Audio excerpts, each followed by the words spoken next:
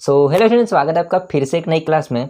इस क्लास में हम देखने वाले हैं श्वसन के बारे में। रेस्पिरेशन क्या होता है उसके बारे में हम देखेंगे। साथ में हम देखेंगे कि मानव में किस प्रकार से श्वसन की क्रिया होती है। ठीक है, तो वीडियो को एंड तक जरूर देखना। चलिए अपन वीडियो को स्टार्ट करते हैं। सबसे पहले मैं बात करूंगा यहाँ पर श्वसन क्या होता है। देखिए, मैंने डायग्राम को कुछ इस प्रकार से बना दिया है। इस पर आपको बिल्कुल फोकस नहीं करना है अभी, है ना, क्योंकि अभी आपको समझना होगा कि किस प्रकार से श्वसन का अपन स्टार्टिंग से पढ़ते हैं। ठीक है, उसके बाद में इस चित्र के माध्यम से मैं डिटेल से समझाऊंगा किस प्रकार की प्रोसेस हो रही है। ठीक है, क्योंकि मैंने पहले इसलिए बना दिया है कि कोई टाइम वेस्ट ना हो। ठीक है, तो यहाँ पर हम सबसे पहले बात करेंगे श्वसन क्या होता है। देखो, अगले वीडियो में हमने बात की थी पोषण के बारे में।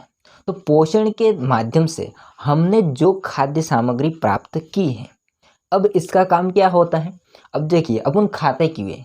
जिंदा रहने के लिए। अब जिंदा कैसे रहते हैं? अपन को एनर्जी मिलती है, जो खाते हैं उनसे एनर्जी मिलती है, तब जाके जिंदा रहते हैं। वही बात है कि आपका जो पोषण है उसके माध्यम जो खाद्य सामग्री प्राप्त की है, उनका कोशिका में, प्रत्येक कोशिका में, है ना, बॉडी की प्रत्येक कोशिका में क्या होता है, इनका उपयोग होता है। अब उपयोग किस प्रकार से होता है कि इनका ऑक्सीकरण होता है। जब खाद्य पदार्थ का ऑक्सीकरण होता है, उसके लिए हमको सांस लेना जरूरी है। अब ये क्या बात हुई, देखिए ध्यान से। जो आपके अंदर, कोशिका के अंदर, ठीक है, माइटोकॉन्ड्रिया होता है, वो क्या करता है, उस खाद्य पदार्थों को ऑक्सीजन की उपस्थिति में तोड़ता है और तोड़ के बनाता है ऊर्जा। और ऊर्जा होती है अपन को मिलती है और अपन मस्त रहते हैं। तो यहाँ पर बात हुई कि सांस लेना जरूरी क्यों होता है, क्योंकि सांस में O2 होगी और O2 की उपस्थिति में उस खाद्य सामग्री का क्या होगा, ऑक्सीकरण होगा, उपचयन होगा। ठीक है, ऑक्सीडेशन होगा, अपघटन होगा। तो इसके दौरान अपन को ऊर्जा प्राप्त होगी और ये ही ऊर्जा आपकी क्या करती है, जिंदा रहने के लिए मदद करती है। तो इम्पोर्टेंट बात यहाँ पर ये होगी, श्वसन की प्रक्रिया क्या है, तो खाद्य पदार्थ का ऑक्सीकरण ही क्या कहलाता है, श्वसन कहलाता है। तो इसकी डेफिनेशन को मैं यहाँ पर लिख देता हूँ। तो इसकी डेफिनेशन मैंने कुछ इस प्रकार से लिख दी है, खाद्य पदार्थों का ऑक्सीकरण ही श्वसन कहलाता है। बस आपको इतना सा ध्यान रखना है। हाँ, अब ये भी कह सकते हैं कि ऑक्सीजन का अंदर लेना, ठीक है, और CO2 का बाहर निकलना, उसको भी श्वसन कहते हैं। लेकिन वो इतनी प्रोफेशनल नहीं होती है, आपको ध्यान रखना इस डेफिनेशन को। वैसे छोटी डेफिनेशन है, बस वही याद रखिए, खाद्य पदार्थ होता है उसका ऑक्सीकरण ही श्वसन कहलाता है। अब हम देखते हैं भिन्न पथों द्वारा ग्लूकोज का विखंडन। ठीक है, अब यहाँ पर होगा क्या कि जो आपका ग्लूकोज होता है उसका विखंडन भी अलग अलग तरीके से होता है। कैसे, समझिए ध्यान से। तो ग्लूकोज का सूत्र क्या होता है आप जानते हैं, है ना, कमेंट कीजिए जरूर से, जानते हो तो। ग्लूकोज का सूत्र होता है C6H12O6 और यहाँ पर ग्लूकोज होता है वो C कार्बन का अणु है। ठीक बात है। ग्लूकोज होता है इसका भैया ऑक्सीकरण होता है, टूटता है कोशिका द्रव्य में, यानी कि साइटोप्लाज्म में, कोशिका द्रव्य में। तो बनाता है पाइरूवेट। क्या बनाता है, पाइरूवेट। साथ में बनाता है ऊर्जा। ठीक बात है। जो आपका पाइरूवेट होता है वो 3 कार्बन वाला अणु होगा। होता क्या है, अब इस पाइरूवेट का आगे और ऑक्सीकरण होता है, आगे और अपघटन होता है। तो देखते हैं पहला कि अगर आपका पाइरूवेट ऑक्सीजन की अनुपस्थिति में हो तो क्या होगा, उसका विखंडन। जब आपका ऑक्सीजन के अनुपस्थिति में पाइरूवेट का विखंडन होता है तो भैया इस दौरान हमको मिलता है क्या, इथेनॉल, कार्बन डाइऑक्साइड यानी कि CO2 प्लस ऊर्जा मिलती है। हाँ, जब आपने देखा ग्लूकोज का कोशिका द्रव्य में विखंडन हुआ तो पाइरूवेट प्लस ऊर्जा मिली। अब इस पाइरूवेट का ऑक्सीजन की अनुपस्थिति में विखंडन होता है तो मिलता है इथेनॉल प्लस CO2 प्लस ऊर्जा। ये प्रक्रिया कहाँ होती है, तो ये प्रक्रिया होती है ईस्ट में। ईस्ट में जब किण्वन की क्रिया होती है उस दौरान, एग्जाम्पल की अगर मैं बात करता हूँ तो किस में होती है, ईस्ट में होती है। किस में होती है, ईस्ट में होती है। ईस्ट में जब किण्वन की क्रिया होती है उस दौरान जो आपका पाइरूवेट होता है वो ऑक्सीजन की अनुपस्थिति में इथेनॉल प्लस CO2 प्लस ऊर्जा में विखंडित हो जाता है, टूटता है। अब देखते हैं आगे सेकेंड इंटरेस्टिंग है भाई, समझिए ध्यान से। होता क्या है, जब धड़ाधड़ से काम करने लगते हैं अपन, ठीक है, उस दौरान आपने देखा होगा थकान महसूस हो जाती है, ठीक है। अब थकान महसूस हुई और आप क्या करते हैं, काम करना बंद कर देते, सो जाते हैं ना मस्त आराम से। और फिर वापस उठते हैं तो आपका हाथ भी दर्द करने लगता है, पैर भी दर्द करने लगता है, जहाँ पर आपकी मांसपेशियाँ थी वो दर्द करने लगती है ना। तो ऐसे ऐसे ऐसे करते फिर। अब यहाँ पर ध्यान में रखना ये है कि आपका जो मांसपेशियाँ होती है वो दुख रही है भैया।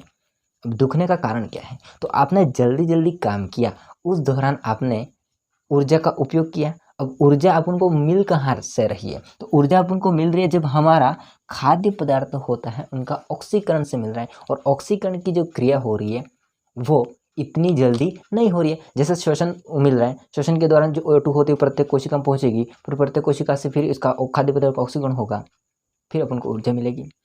तो जल्दी जल्दी काम करने से एनर्जी ज़्यादा वेस्ट हुई, और एनर्जी जब ज़्यादा वेस्ट हुई है तो खाद्य पदार्थ का ऑक्सीकरण ऑक्सीजन की अनुपस्थिति में धीरे हुआ, ठीक है। तो उस दौरान जो आपका खाद्य पदार्थ होता है वो ऑक्सीजन को छोड़ देगा और क्या करेगा, बिना ऑक्सीजन यानी ऑक्सीजन के अभाव में टूट जाता है।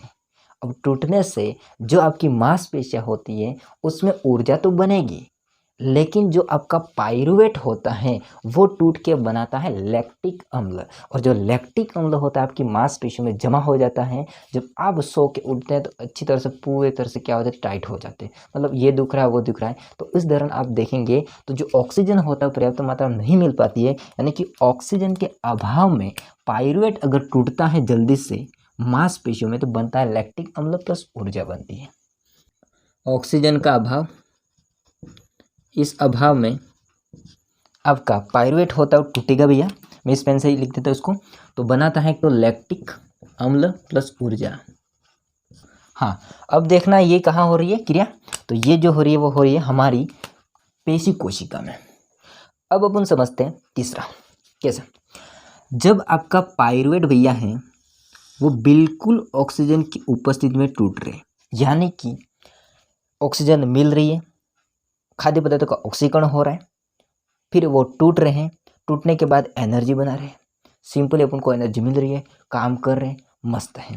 इस दौरान अगर देखा जाए तो होता क्या है, ऑक्सीजन की उपस्थिति में देखते हैं अपन तो बनता क्या है, तो बनेगा आपका एक तो कार्बन डाइऑक्साइड यानी कि CO2 प्लस जल H2O प्लस ऊर्जा। अब आपने देखा भैया यहाँ पर कहीं जल नहीं बन रहा है, लेकिन जब ऑक्सीजन भाई साहब की उपस्थिति में खाद्य पदार्थ का ऑक्सीकरण होता है, पाइरूवेट का ऑक्सीकरण होता है, तो उस दौरान जल का निर्माण होता है। तो भागा दौड़ी में आप देखेंगे जल का निर्माण नहीं होता है, ठीक है, ये भागा दौड़ी वाले दोनों, और ये है आपका धीरे धीरे से काम करने वाला। CO2 प्लस जल प्लस ऊर्जा मिलती है। ये जो क्रिया होती है वो माइटोकॉन्ड्रिया में होती है, माइटोकॉन्ड्रिया में होती है। मजा आ गया, ठीक बात है, ओके। तो आपने देखा भैया कि जब हम ग्लूकोज का 6 कार्बन वाले का ऑक्सीकरण करवाते हैं, इसका विखंडन होता है, तो कोशिका द्रव्य में ये विखंडन हो रहा है, पाइरूवेट प्लस ऊर्जा मिलती है। पाइरूवेट होता है 3 कार्बन वाला होता है, इन 3 कार्बन वाले पाइरूवेट का 3 प्रकार से विखंडन हो रहा है। पहला बिल्कुल अभाव में, ऑक्सीजन के अभाव में, यानी कि बनेगा एथेनॉल प्लस CO2 प्लस ऊर्जा, ये इस में होगा। देखो यहाँ पर वैसे ऑक्सीजन की उपस्थिति होती तो है, लेकिन होता क्या है, ऑक्सीजन होते पर्याप्त मात्रा में नहीं मिल पाती, इसलिए वो हो जाता है अभाव हो जाता है। यहाँ पर अनुपस्थित है, बिल्कुल अनुपस्थित है भैया, है ही नहीं, इसको दी ही नहीं है, लेकिन इसको मिल रही है, लेकिन जो एनर्जी होती है वो ज़्यादा वेस्ट हो रही है। उस दौरान O2 होती है, ऑक्सीजन होती है, वो काम में नहीं आ रही है, तो अभाव हो जाता है। तो मिल जाता है उनको लैक्टिक, जो कि हाथ दुखाते फिरते हैं ना, फिर आ जाएगा ऊर्जा। तो इसमें एग्जांपल हो जाता है आपका पेशी कोशिका, ठीक है, तो ये पेशी कोशिका में होता है। अब देखते हैं ऑक्सीजन की उपस्थिति में। ऑक्सीजन की उपस्थिति में होगा तो क्या होता है, जो आपका खाद्य पदार्थ या पाइरूवेट है उसका पूर्ण ऑक्सीकरण होता है। तो यहाँ पर ये क्रिया होती है माइटोकॉन्ड्रिया में होती है, इसमें CO2 प्लस जल प्लस ऊर्जा मिलती है। अब आपने देखा है कि जो क्रिया ऑक्सीजन की अनुपस्थिति में हो रही है तो इसको तो अपन श्वसन नहीं कहेंगे, ठीक है, लेकिन श्वसन कहेंगे बेटा, है ना, श्वसन कहते हैं इसको। ऑक्सीजन के अभाव और ऑक्सीजन की अनुपस्थिति में श्वसन हो रहा था, श्वसन कहेंगे, लेकिन इसको कहते हैं अवायवीय श्वसन, यानी कि वायु की अनुपस्थिति में श्वसन, ठीक है, अवायवीय श्वसन। जब आपका ऑक्सीजन की या वायु की उपस्थिति में जो क्रिया हो रही है श्वसन की, तो वो हो जाएगा वायवीय श्वसन। तो इस आधार पर देखा जाए ऑक्सीजन की उपस्थिति अनुपस्थिति, तो इस दौरान श्वसन होते हैं आपके दो टाइप के होते हैं, एक होता है वायवीय श्वसन, एक होता है अवायवीय श्वसन। तो सिंपल है, इसको आगे बढ़ाते हैं, स्क्रीनशॉट ले लीजिए। तो दोस्तों अब देखते हैं श्वसन होते हैं दो प्रकार के होते हैं, ठीक है। श्वसन भाई साहब होते हैं आपके वो दो प्रकार के होते हैं, एक होता है वायवीय श्वसन और एक होगा अवायवीय श्वसन।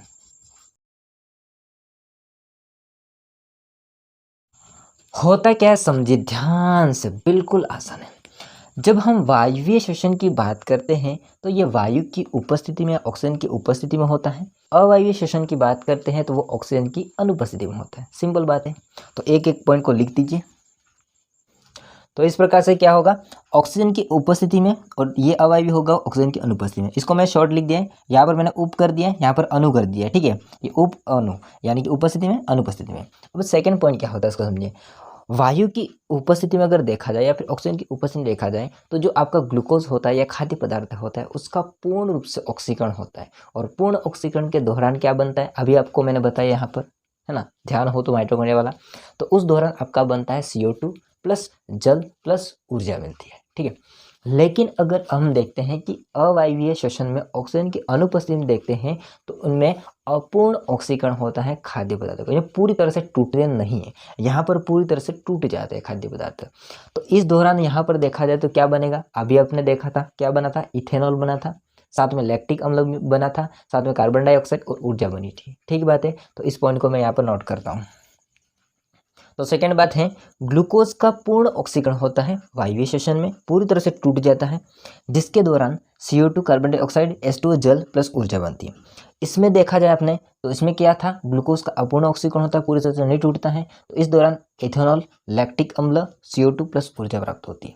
थर्ड बात करते हैं वायवीय श्वसन में। तो वायवीय श्वसन में क्या होता है, इसमें अगर देखा जाए तो एनर्जी जो मिलती है अपन को या ऊर्जा जो प्राप्त होती है वो अधिक मात्रा में प्राप्त होती है, किसमें, वायवीय श्वसन में। और अवायवीय श्वसन में क्या होता है, एनर्जी जो मिलती है फिर ऊर्जा जो मिलती है वो कम मात्रा मिलती है, ठीक बात है। अगर अपन वायवीय श्वसन की बात करते हैं तो ये कहाँ पर संपन्न होता है, तो ये कहाँ पर संपन्न होता है, कोशिका द्रव्य प्लस माइटोकॉन्ड्रिया में संपन्न होता है। लेकिन अगर आपको देखा जाए अवायवीय श्वसन की, तो अवायवीय श्वसन होता है केवल ही केवल कोशिका द्रव्य में संपन्न होता है, ठीक है। देखते हैं अपन। तो दोस्तों यहाँ पर देखिए ध्यान से, तीसरा पॉइंट मैंने लिख दिया है, ऊर्जा अधिक उत्पन्न होती है वायवीय श्वसन में, क्योंकि यहाँ पर पूर्ण रूप से ऑक्सीकरण हुआ। इसलिए देखो यहाँ पर आपकी किताब में 36 दे रखा है तो मैंने 38 किया, हालांकि अधिकतम 38 ATP मिलते हैं, तो अधिकतम अपन को ऊर्जा उत्पन्न होती है 36 38 ATP आप कर सकते हैं, दोनों में से एक। यहाँ पर अवायवीय श्वसन की बात करेंगे तो कम ऊर्जा संपन्न होती है। अगर देखा जाए तो जो अवायवीय श्वसन होता है उसमें केवल ही केवल अपन को 2 ATP मिलते हैं। अगर अपन वायवीय श्वसन की बात करते हैं तो ये कहाँ पर संपन्न होता है, तो एक तो कोशिका द्रव्य प्लस माइटोकॉन्ड्रिया में संपन्न होता है। इसमें एग्जाम्पल की बात करेंगे तो मानव हो जाता है, क्योंकि वायवीय श्वसन मानव में ही होता है। अगर देखा जाए अवायवीय श्वसन की तो इसमें क्या होगा, केवल ही कोशिका द्रव्य में संपन्न होता है। एग्जाम्पल के थ्रू देखा जाए तो आ जाता है ईस्ट। ईस्ट में किण्वन की क्रिया होती है, इसके दौरान अवायवीय श्वसन की क्रिया होती है। तो आपने देखा है कि श्वसन होते हैं 2 टाइप के होते हैं, वायवीय श्वसन और अवायवीय श्वसन। अब हम देखते भैया आगे मानव जो कि श्वसन तंत्र के बारे में, क्योंकि आपको इंतजार है इस चित्र के बारे में समझने के लिए, तो स्क्रीनशॉट ले लीजिए फटाफट से। अब दोस्तों हम देखते हैं मानव श्वसन तंत्र। समझिए ध्यान से, होता क्या है, पेड़ पौधे ने बना के रखी है O2, यानी कि वातावरण में आपकी O2 पड़ी है, अब हमको चाहिए O2, है ना। तो भाई साहब होता क्या है, वातावरण में उपस्थित जो O2 होते हैं वो अपने नासाद्वार, या नासाद्वार कहलाता है, इसको नासाद्वार कहते हैं, ठीक है, ये नासाद्वार है। नासाद्वार के माध्यम से होते हुए ये जाएगी ग्रसनी में, ग्रसनी से होते हुए जाएगी कंठ में, कंठ से होते हुए जाएगी यहाँ पर श्वास नली, ये जो कि लिखा गया है श्वास नली, यहाँ पर लिखा गया है यह, ठीक है, श्वास नली में जाएगी। श्वास नली में मेन इंपॉर्टेंट बात ये आती है कि उसके ऊपर उपास्थल के वलय पाए जाते हैं, छल्ले पाए जाते हैं। उपास्थल मतलब जैसे कि ये है ना, कान है, नाक है ना, तो ये हो जाता है उपास्थल। उपास्थल के क्या पाए जाते हैं, वलय पाए जाते हैं। इसका काम क्या होता है, जो आपकी श्वास नली होती है वो पिचक नहीं जाए, ऐसे पिचक नहीं जाए, इसलिए क्या होता है, सपोर्ट के लिए उपास्थल वलय लगे होते हैं। फिर जो आपकी श्वास नली होती है वो 2 भागों, देखो पहले एक श्वास नली आई, फिर 2 भागों में डिवाइड हो गई, तो उसको अपन नाम देते हैं श्वसनी। क्या नाम देते हैं, श्वसनी। यहाँ पर लिखा गया है श्वसनी, ये रही। अब ये जो श्वसनी होती है, ऐसे 2 बनी श्वसनी, आगे जाके फिर बहुत सारी बनाएगी ऐसे, मतलब बहुत सारी निकलेगी, ठीक है। तो उनका अपन नाम देते हैं श्वसनिका। क्या नाम देते हैं? श्वसनिका लिखा हुआ है, श्वसनिका। फिर श्वसनिका होती है वो आगे जाएगी ऐसे हो, तो यहाँ से गुब्बारे के रूप में प्रत्येक के गुब्बारे के रूप में क्या लटक रहेंगे भैया? वायु कुपिका, जिसमें वायु भरी होती है। अब आपका जो वायु था वो कहाँ रुका था भैया? देखिए श्वास नली में, ठीक है। श्वास नली में होते हुए जाएगा श्वसनी, है ना, श्वसनी में होते हुए फिर आगे जाएगा श्वसनिकाय में, श्वसनिकाय से फिर होते हुए जाएगा वायु कुपिका में, वायु कुपिका में इसका विसरण की क्रिया होती है। फिर होता क्या है, जो उसके अंदर पड़ी हुई है CO2 वो वापस उस रास्ते बाहर निकल जाएगी जहाँ से O2 आई है पहले से रिटर्न, और जो आपका वायु कुपिका होती है उसमें O2 होगी, वो ब्लड के साथ मिलेगी और विभिन्न भागों में क्या किया जाता है, उसका पहुँचा दिया जाता है। अब जब विभिन्न भागों में पहुँचेगी तो विभिन्न भागों में कोशिकाएँ होती है, उन कोशिकाओं में उपस्थित खाद्य पदार्थ होता है, माइटोकॉन्ड्रिया क्या करेगा, उसका ऑक्सीजन का उपयोग करके धड़ाधड़ एनर्जी बनाना शुरू कर देगा। फिर एनर्जी धड़ाधड़ बनेगी, अपन को एनर्जी आएगी और टन बना जाएंगे, ठीक है। यहाँ पर बात आती है कि जो मानव श्वसन तंत्र होता है इसमें किस प्रकार से एनर्जी होती है वो पद से होकर के जाएगी, तो इसके विभिन्न पद अपन देखते हैं यहाँ पर। तो मैं यहाँ पर लिखता हूँ कि वातावरण में उपस्थित O2 ये ऑक्सीजन होती है, सबसे पहले आपको कहाँ मिलेगी जाते हुए? नासाद्वार में गई भाई, तो नासाद्वार में जाएगी, फिर नासाद्वार से होते हुए कहाँ जाएगी? देखो ये मुख गुहा, ये अलग बात है, ठीक है, इसको छोड़िए, गोली मारी इधर, यहाँ से आ जाएगा इधर ग्रसनी में। ग्रसनी होता है भाई साहब, एक बात ध्यान रखिए, मुख गुहा इससे क्या होता है? भोजन अपन ग्रहण करते हैं, तो भोजन के लिए भी एक रास्ता है, श्वसन के लिए भी एक रास्ता है, कौन? ग्रसनी।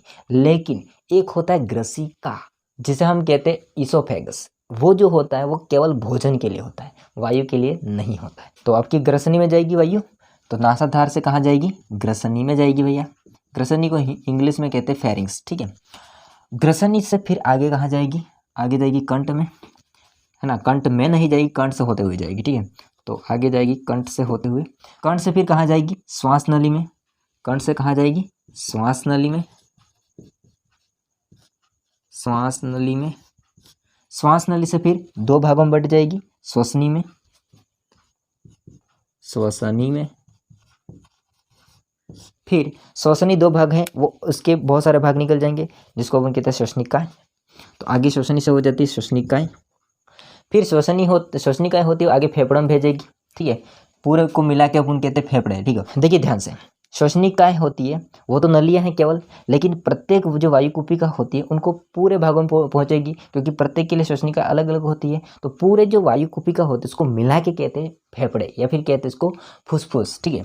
इसको कहते हैं भाई साहब फेफड़े या फुसफुस। तो जाएगी श्वसनिका से फुसफुस में या फेफड़े में जाएगी, फिर जो फेफड़े होते हैं उससे फिर कहाँ जाएगी? वायु कुपिका में, मतलब उसके अंदर वाले भाग में घुसेगी। तो फिर जाएगा आपका वायु कुपिका में, वायु कुपिका में, और फिर वायु कुपिका से रिटर्न जो आपकी आ रही है रक्त वाहिका है उसके अंदर रक्त होगा, उसके साथ हीमोग्लोबिन होगा, मतलब रक्त में जो आरबीसी होता है उसमें हीमोग्लोबिन होता है, उस हीमोग्लोबिन के साथ प्रेम लीला शुरू कर देगा कौन? ऑक्सीजन। तो फिर आपका ऑक्सीजन होगा वो रक्त वाहिका में जाएगा भैया, और जब आपका हीमोग्लोबिन होता है वो O2 को पटा के ले जाएगा कहाँ पर? प्रत्येक भाग में, फिर काम करवाएगा उससे, है ना। तो आपने देखा है, ध्यान से देखिए कि वातावरण उपस्थित जो ऑक्सीजन होती है वो नासाद्वार से होते हुए ग्रसनी में, ग्रसनी से होते हुए कंठ में, कंठ से होते हुए श्वास नली में, श्वास नली से ग्रसनी में, सॉरी ये क्या लिखा है, श्वसनी में, और श्वसनी से फिर आ जाएगा श्वसनिकाय में, श्वसनिकाय से फुसफुस या फेफड़े में, फिर आ जाता है वायु कुपिका में, फिर वायु कुपिका से रक्त वाहिका में, फिर प्रत्येक भाग में कोशिका में जाएगा, फिर माइटोकॉन्ड्रिया में जाएगा। ये सारी क्रिया होती रहती है। फिर माइटोकॉन्ड्रिया में CO2 जो बनेगी वापस जैसे O2 गई हैं वैसे कैसे वापस आ जाएगी कहाँ पर? फेफड़ों में, फिर फेफड़ों से फिर वापस निकल जाएगी बाहर।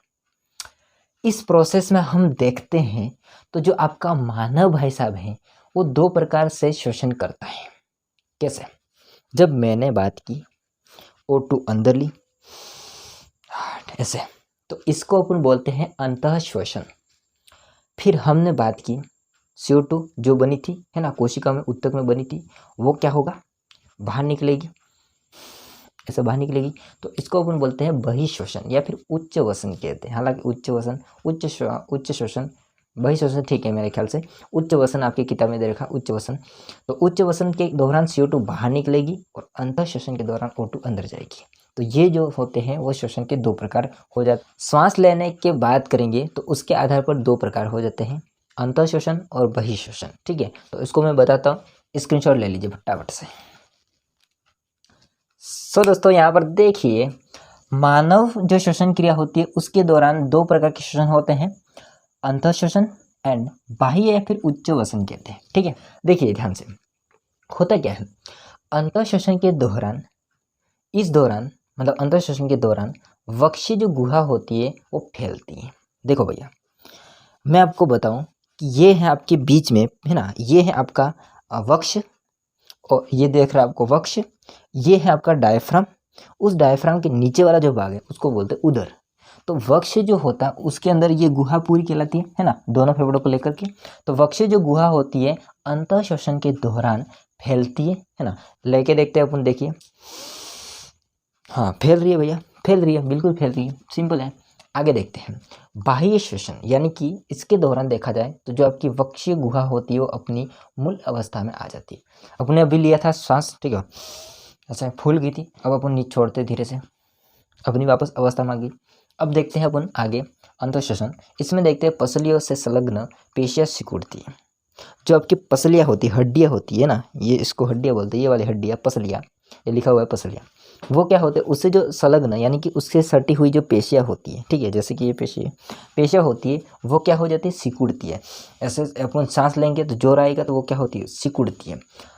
और देखा जाए बाह्य श्वसन में तो फिर अपन श्वास छोड़ रहे हैं तो फिर क्या हो जाती है, जो पेशियाँ थी वो पहले क्या थी, सिकुड़ी हुई, अब वापस क्या हो जाती है, शिथिल हो जाती है, मतलब अपनी वापस अवस्था में चली जाती है। ठीक है, तीसरा देखते हैं वक्ष ऊपर और बाहर की ओर गति करता है। अभी आपको मैंने बताया ऐसे सांस लेना, वक्ष होता है वो बाहर एंड ऊपर की ओर गति करता है। ठीक है, फिर छोड़ते हैं तो वापस अपनी अवस्था में आ जाता है उच्च श्वसन के दौरान। आगे अपन देखते हैं गुहा में जो वायु दाब होता है वो कम होने से, देखिए अंतः श्वसन के दौरान क्या होता है, जो गुहा होती है उसमें वायु दाब कम होता है, और जब वायु दाब कम होता है तो बाहर की जो वातावरण की वायु होती है वो अंदर प्रवेश कर जाती है।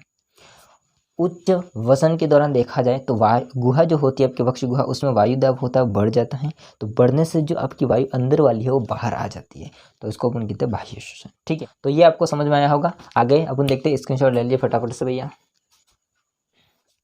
सो दोस्तों अब देखते हैं फाइनली मोस्ट इम्पॉर्टेंट फैक्ट, जो कि आपको श्वसन के बारे में इतना सब कुछ आपको बता दिया। अब ये आपको देख लिया है या याद कर लिया तो आपने दुनिया जीत ली। समझिए ध्यान से, होता क्या है, देखिए कुपिका रक्त और उत्तकों के मध्य या बीच में गैसों का आदान प्रदान किस प्रकार से होता है। पहली बात, कुपिका है आपकी, है ना, जो फेफड़े कुपिका है, कुपिका को अच्छी तरह से देख लीजिए भैया, ये कुपिका है ना, ये कुपिका है, ये कुपिका है। ठीक है, अब कुपिका ऐसा तो रक्त जो ब्लड है वो रक्त वाहिका में जो ब्लड बह रहा है अपनी नलियों में, ठीक है, वो एंड साथ में उत्तक यानी कि जो कोशिका प्रत्येक कोशिका या अपन कह सकते उत्तक, उनके मध्य गैस किस प्रकार से आदान प्रदान हो रहा है। ठीक है, जैसे कि आदान प्रदान होता है सामान का, वैसे किस प्रकार से हो रहा है, होता है क्या, समझिए ध्यान से। वायु जो होगी यानी कि O2, ये CO2 नहीं है, लिखा है ना O2 लिखा है, इसको मैं ऐसे कर देता हूँ भैया, CO2 मत समझ लेना, ये O2 है।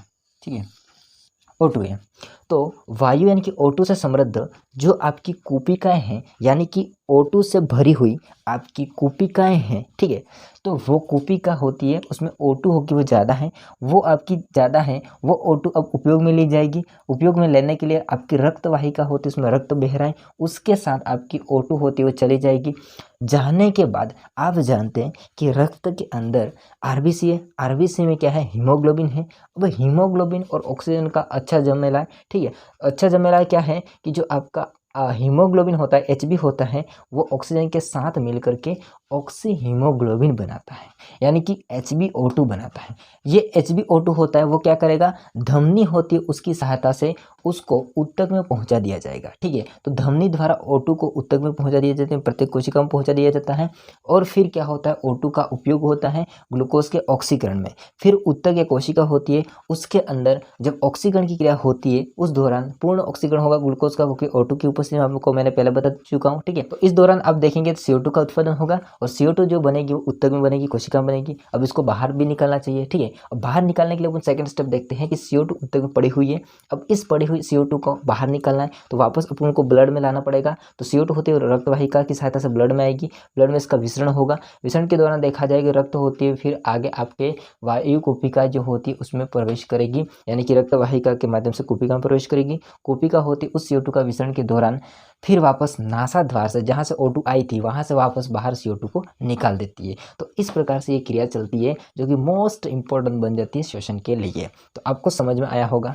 अब दोस्तों आपके दिमाग में एक चीज़ आ रही होगी कि हम तो भाई साहब O2 ले रहे, तो फिर जल में रहने वाले प्राणी कैसे O2 लेते होंगे।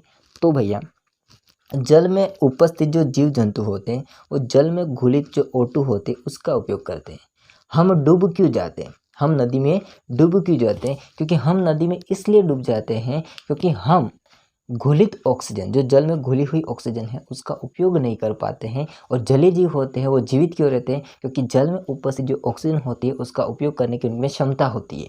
मछलियाँ वगैरह हो गई है ना, जितने भी आपके जलीय जीव होते हैं वो O2 का उपयोग करते हैं, घुलित ऑक्सीजन का उपयोग कर पाते हैं, इसलिए वो जिंदा हैं। हम ऑक्सीजन का उपयोग नहीं कर पाते, बाई चांस नदी में गए हैं तो डूब गए तो मर जाएंगे, है ना, क्योंकि हम ऑक्सीजन का उपयोग नहीं कर सकते जो जल में घुलित है। हम खुली जो वातावरण में उपस्थित है ना, इसका उपयोग करते हैं, जल में घुलित ऑक्सीजन का उपयोग नहीं कर पाते हैं। तो इस प्रकार से हमने आज कंप्लीट किया मानव श्वसन तंत्र, साथ में श्वसन क्या होता है, किस प्रकार से O2 और CO2 का आदान प्रदान होता रहता है, किस प्रकार से खाद्य पदार्थ टूटते हैं। तो ये वीडियो को अच्छा लगा कमेंट करके जरूर बताइएगा। वीडियो अच्छा लगा तो वीडियो को लाइक कीजिए, चैनल को सब्सक्राइब नहीं कर देना। सो दोस्तों मिलते हैं नेक्स्ट वीडियो में, तब तक के लिए जय हिंद, वंदे मातरम।